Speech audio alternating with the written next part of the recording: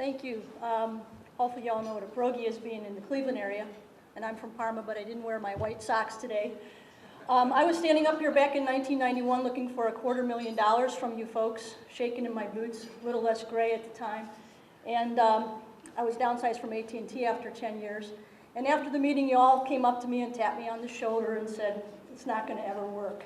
And I went on to open 2 stores in the manufacturing facility and got all the national attention through our own PR work, sending press releases out. Clinton had visited us twice, Time Magazine, top 20 Cleveland women business owners, and so on and so forth. And then you invited me back to be a keynote speaker.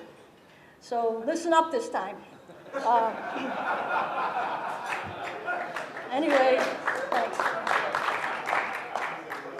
Back in '99, the business fell apart. In the end, we were in all the freezer sections in every major grocery store in Northeast Ohio. But we had a faulty piece of automation with a dishonest automation dealer and problems with some bad attorneys. Of course, there's no bad attorneys in the audience today. But I lost everything I owned, my husband and I went back to work 8 to 5 in the real world and have been very miserable ever since.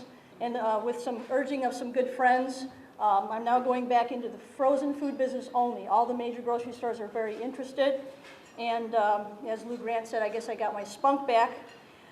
This time we're going to be competing against Mrs. T's, who at the time we gave a real good run for their money here in the Cleveland market. Mrs. T's is a 51-year-old company that grossed $48 million last year, and they're in every state except Alaska. And if you've ever had Mrs. T's, you can probably attest to the fact that they taste like the cardboard box they come in. And ours is homemade. So we're going to be donating 10% to our net profit to battered and abused women and kids nationwide, starting out here in Ohio. I'm seeking $2 million for a building and the automation, which is expensive, and a year's worth of expenses, and I have a full business plan and everything after the meeting if you have questions. I'm just going to show a short video here.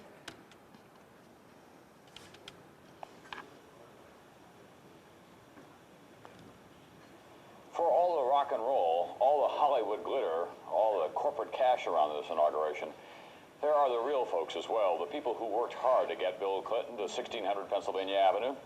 And 53 of them have special standing. Tonight, one of those gets special attention from NBC's Mike Betcher. Like most fairy tales, this one begins in Europe, where once upon a time, a little stuffed pasta called a pierogi was invented. There you go. Enjoy your meal. Take it easy.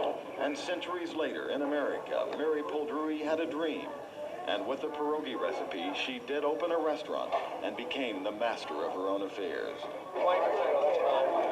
Then one day, a prince, well, a governor, who would be king, actually president, came to her place in Parma, Ohio, and tasted the pierogi.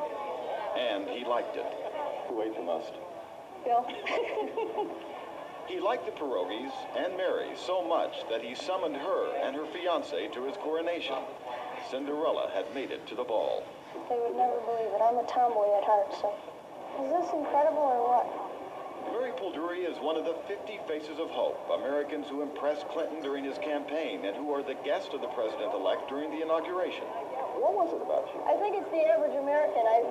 Parma is probably the average middle-class America. With the pink flamingos The and the pink lawns. flamingos and the white socks, right.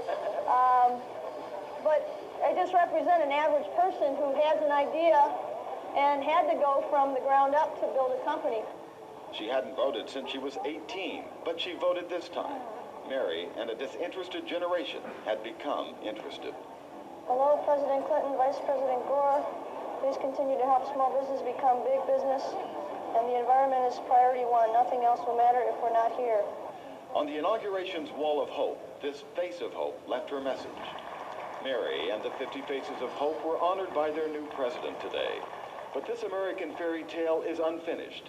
I feel like Cinderella, so I'm waiting for everybody to turn back into mice and pumpkins any minute now. Happily ever after is easier written than accomplished. Mike Betcher, NBC News, Washington.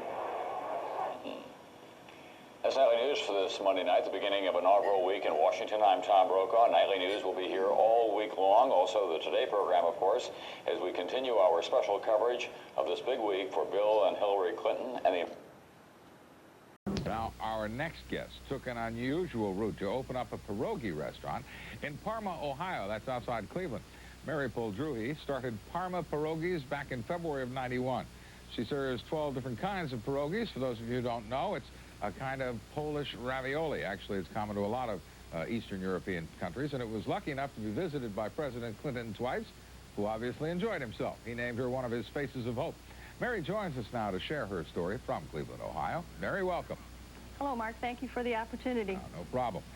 Let's talk about your method of financing the business, since that strikes me as the most unusual part of your story. You had an idea. You didn't have the money to finance it. What did you do? Well, I didn't have a rich uncle either. I went to the banks, and naturally banks don't loan money to startups. So they referred me on to some venture capital companies and some very wealthy people in Cleveland, and I was flattered on 3 occasions to get an offer for the $200,000 I needed, which I only had 2,000 of, so I was a little ways off. But they wanted me to sign a contract to give them 80% ownership plus my firstborn child, so I just couldn't do that. All right, you didn't buy those terms, but you still needed the money. What did you do? Well, I took ads in the local newspapers and business papers under business opportunities, unique restaurant concept looking for investors.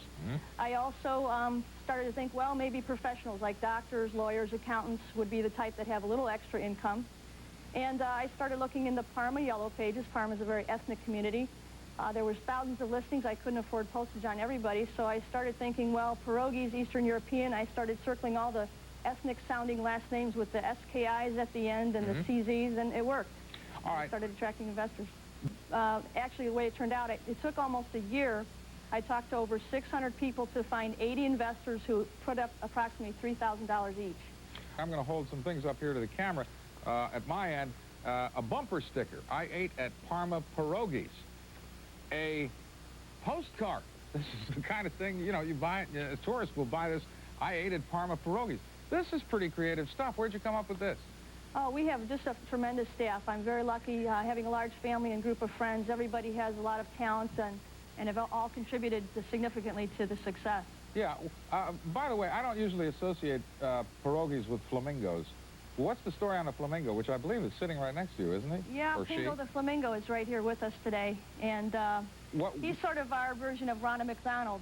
And the way that came up... Yeah, go ahead, tell me. Well, local celebrities started poking fun of the ethnic community. I guess a lot of people in Parma used to have those little tacky plastic pink flamingos on their front lawn.